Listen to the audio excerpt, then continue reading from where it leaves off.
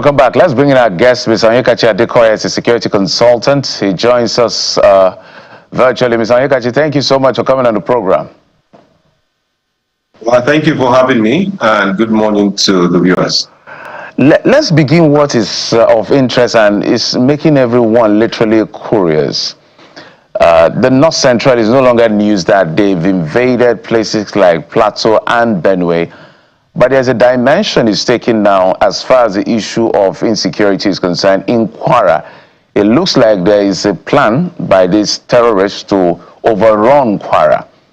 We're grateful that I read in the papers the other day to the effect that they came again, but very gallant soldiers, forest guards and all of that engaged them in a gun duel. It was quite a serious one. We don't know the outcome of that gun duel, whether there were casualties on our side as Nigerian forces or that. But why Kwara, I guess, is my question. Very good question. Nigeria now operates what we call in asymmetric warfare an elastic defense structure, which means that we're having to shape and form our own posture relative to the threats. And in a war of attrition, because Nigeria is at war basically, it's an asymmetrical war against the nation state called Nigeria.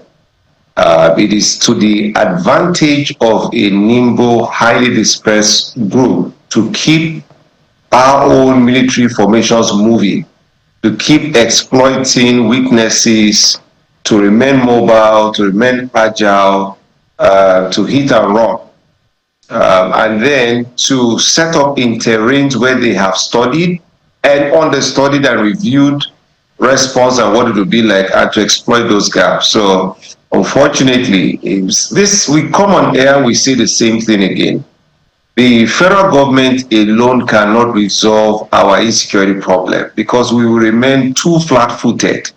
You know, the problem with security is that if you fail to ensure adequate security in one area, when you have a set of areas, the place that has security will simply deflect its insecurity to a place that is less prepared. And that's what we're seeing in Kwara. If you look at the way they've staged the attack, it showed military coordination, it showed tactical awareness, they showed political awareness. When the government came out and said, oh, is this number, and immediately they put out a statement and said the number is more.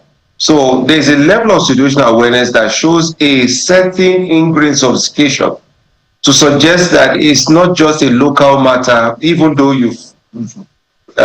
we fingered Boko Haram in the attacks on Kwara. So unfortunately, just to round up, the thought is just opportunity creates a thief, as we always say, and the risk to reward matrix seems to favor reward. The incentive is higher for people to commit these actions because we are not properly postured. We are behind the curve, let alone before we begin to talk about El-Rufai's part with the NSA and the distractions that can even have on our own national security posture. So those are my thoughts. It's opportunity creating a thief. In Nigeria, we have over 923,000 square kilometers of landmass. There are more than enough places and spaces for determined, well-resourced, well-drilled, agile, highly dispersed group of people to act with impunity, to act with great reward and very less incentive. So that's what we keep seeing from Kwara to Edo to different places. It's just a matter of when, not if. And this is the point I keep making. So is it also a matter of when, not if, for the incursion of banditry and insurgency into the southwest? Because we've seen attacks in Orire local government in Oyo State. How are you processing the goal and the, factors motivating such attacks in Oyo State? And is it a matter of when before it gets further down to the southwest? Well, it's already in the southwest, which is why they did set up the Amoteku Corps. And then we've seen a number of successful interdiction by Amoteku. We've seen the Edo State also part, which sometimes we consider part of the mid-southwest or upper, lower south-south, whatever it is we call it. and their own vigilante corps also recording some success despite the overwhelming nature of the threat. So to say, is it a matter of when? That's a given. That's unfortunately a given. And the bigger problem is that there was a time when, you could have a national outcry if 5 people were kidnapped. Today, if it's 100, we're like, okay, it's not that bad. If it's 150, we've seen worse. So we are now at a point in our national psyche where it's been completely debased to a point where the value of human life is not where it should be. So it's not just when, it's happening. It's happening everywhere. It's happening. It's just about everywhere, and the politicians are like the president would give presidential directives. And I keep saying, what does that directive do? If you have a staged action against the state where they want to treat the Nigerian force, all the determined attacker must do is to bleed us out. And how do you bleed us out? We have only 200 and something thousand soldiers. The military has over 31 operations in 31 states across the country. So you keep ensuring what you call probing attacks, testing our defenses, exploiting gaps in different parts of the country. And what would we do that is expected that we do? We'll come out to make a statement. The IG has directed personnel, the military has directed personnel. The number of personnel we have is not to infinity. So it will always happen, and unfortunately we'll always have these conversations because there is an insincerity on the part of political leadership to address the issue of insecurity. Let me just make a point. I saw Samson Itodo and his group run a bit of a permutation on what will increase voter confidence and for people to come out to vote. I think in that report I saw about 64% of the voting public said security, if there is security, they will come out to vote. Now, if insecurity is high, people will not come out to vote. And if you follow the permutation and we will do our politics, it means that the political elite will have a free day in the field. So is there an incentive, sincere incentive on the part of the political class to ensure security across the country? Why is it that on the eve of every major election cycle, you see a sudden uptick, sustained sudden uptick in violence? The sad thing is that we have not neared the peak by empirical data. INEC has set the election for 2027 February. Unfortunately, what Nigerians will see is that we are now entering a crisis season, a crisis insecurity season in our national polity, where it seems as though insecurity is a critical factor in the play of how power falls and where it falls to.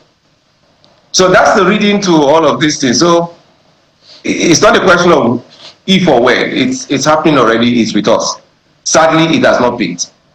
And that's a major indictment. If they are able to choose when, where they operate, literally they hold the power and say, okay, for this period, let's step back. And then when it's time, we up the ante. When it's meant to be the government that is dictating whether or not they operate. So it's sort of a misnomer. It is a misnomer. And you hear about the letter written to a community inquirer state by so-called NTA, National Terrorist or Nigeria Terrorist Association. I've never heard that in my life. It's almost like it's a joke. I don't know if you've seen a copy of that letter purportedly written by so-called NTA, of all acronyms to even choose. Well, what do you make of it?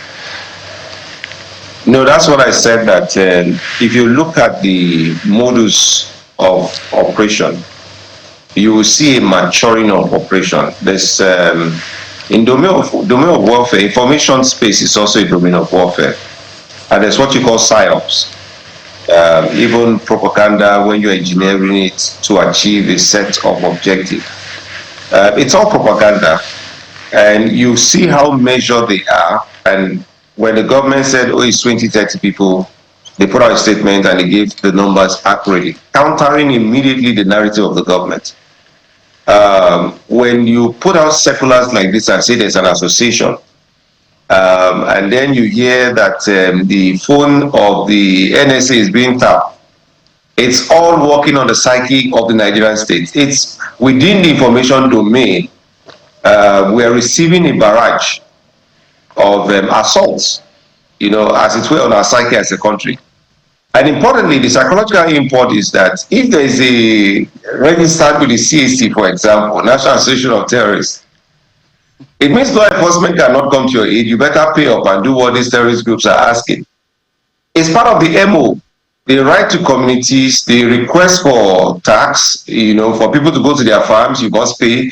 To extract your produce, you must pay, so it's part of the psychological warfare, the act of it. So that's the engineering behind such letters, such communications, such press releases, such gory videos. It's all psychological warfare. And you make the right point that because we are not dominating as a government, we are not dominating our respective areas of responsibility. We are not achieving even saturation in the information space, and we are not coordinating properly. There are some things we don't want to say on national TV.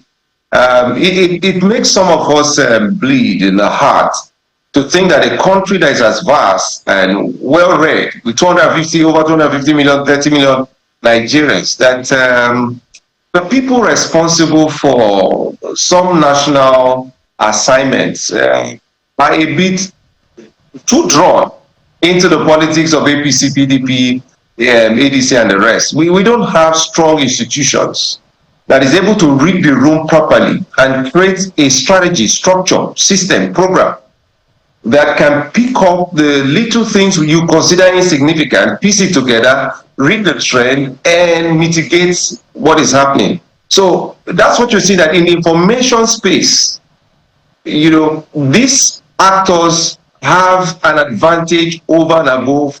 In fact, the local communities trust them more and trust their words more than they trust the words of our political class.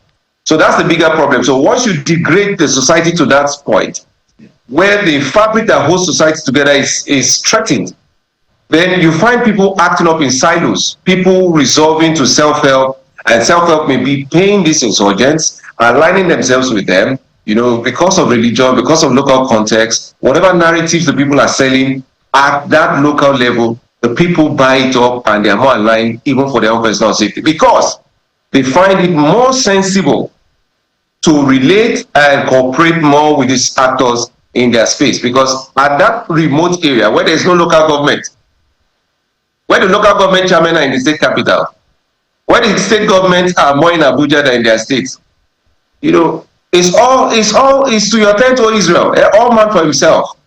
So that's why those psychological operations have weight and they have power.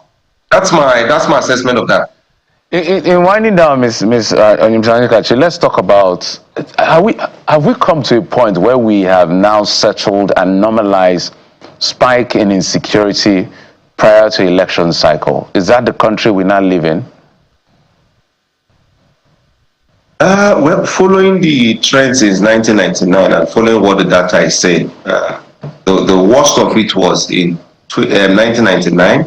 The most violent election cycle was by record 2011. Unfortunately, we have been following election cycles and we have data since 1999.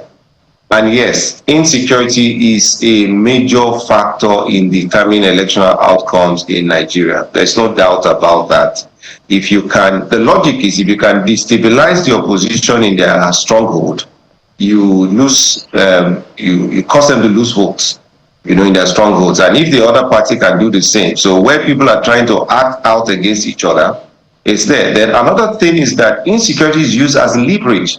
You've seen the Chibok girls case, you've seen in their number of adoptions of schools to give the government a black eye. If the government says, oh, we are campaigning on security, you can quickly say, no, insecurity has worsened, and that becomes a campaign issue. Unfortunately, this is at the expense of the lives of Nigerians. Lastly, I think that I don't blame the politicians because they have to do what they have to do. Sadly, in war, it's all strategy. But I blame the sub-nationals. For long, the politicians lied to us that Abuja is responsible for our security and that the governors are lame ducks who can't do anything. That is the biggest lie and psychological operation against the Nigerian state in their entirety. And I say without missing words that any governor that cannot ensure security of lives and property in his state should resign emphatically, and the people of the state should rise and go hold their state government responsible. The right of protest is enshrined in the Nigerian constitution. A governor cannot be having access to security votes. A governor cannot be the chairman of the State Security Council, having all the resources of states, embodying the wills and the aspiration of the people at the subnational level, and just, normalizing security is not possible. You can look at the case of the Anambra State government, you can look at Abia State government, you can see where people are trying. And they are making efforts. The governors are not doing enough. And if they are playing politics with insecurity, we should call them out on it and make it a campaign matter.